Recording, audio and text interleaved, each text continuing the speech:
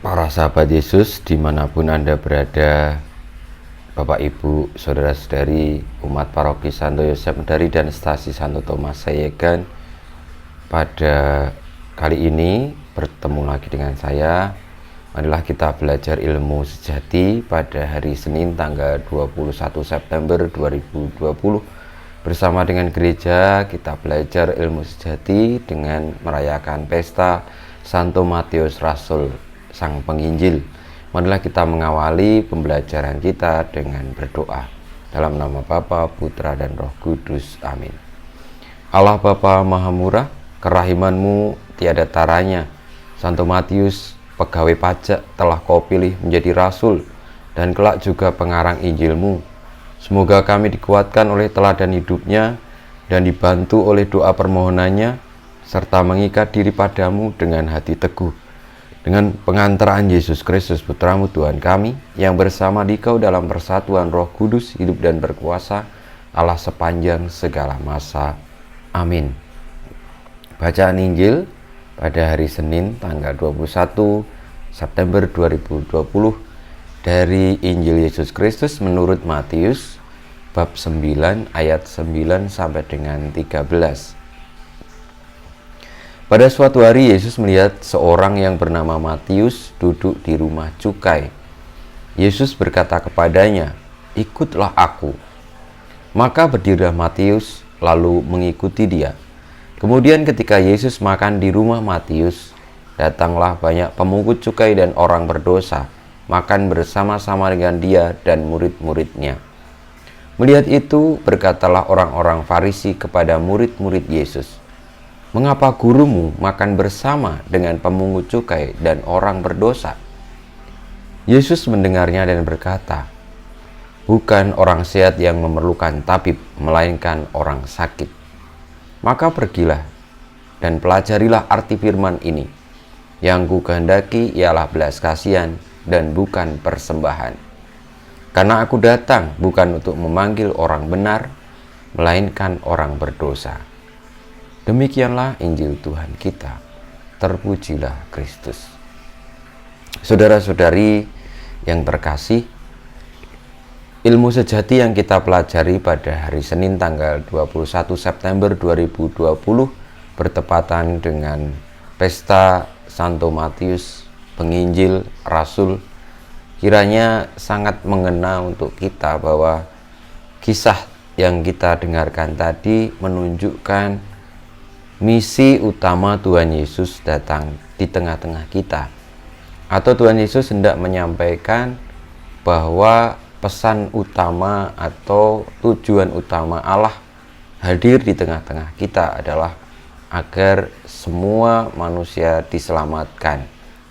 Dan logikanya tentu kita tahu bahwa orang yang perlu untuk segera mendapatkan pertolongan adalah orang-orang yang sakit. Sementara orang-orang yang sehat ya bisa berjuang, bisa berbuat dari dirinya sendiri. Logikanya seperti itu. Kalau umpamanya dalam suatu peristiwa kita bersepeda bersama, lalu ada dalam rombongan kita itu yang sedang sakit tiba-tiba karena sesak nafas, tentu semuanya akan berhenti dan menolong orang yang sakit itu, bukannya lalu meninggalkan. Nah, kalau ditinggalkan bisa tewas di jalan. Saudara-saudariku, inilah gambaran bagaimana Allah sangat menyayangi kita melalui peristiwa Tuhan Yesus tadi. Nah, hanya seringkali kita ini memandang orang-orang berdosa, orang-orang yang sakit secara dalam arti rohaninya justru disingkirkan, justru tidak diperhatikan. Sebagaimana orang-orang Farisi yang bertanya kepada murid Tuhan Yesus tadi, "Kenapa gurumu malah makan bersama pemungut cukai dan orang berdosa?" gitu.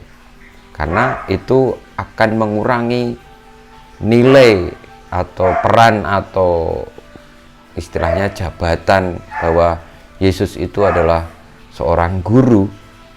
Tetapi justru Tuhan Yesus menunjukkan yang pokok, apa artinya sebagai seorang guru, yakni datang untuk mengajari yang tidak bisa menjadi bisa, menolong yang bodoh menjadi pintar, seperti itu, dan menolong yang tersesat agar kembali. Nah, ini yang tentu boleh kita petik, saudara-saudariku, bagaimana kita meneladani sikap Yesus. Artinya apa? Artinya sebagai pengikut Tuhan Yesus, janganlah kita menyingkirkan orang-orang yang sakit, baik secara jasmani maupun secara rohani. Kita perlu menolong mereka. Ini dari sisi Allah.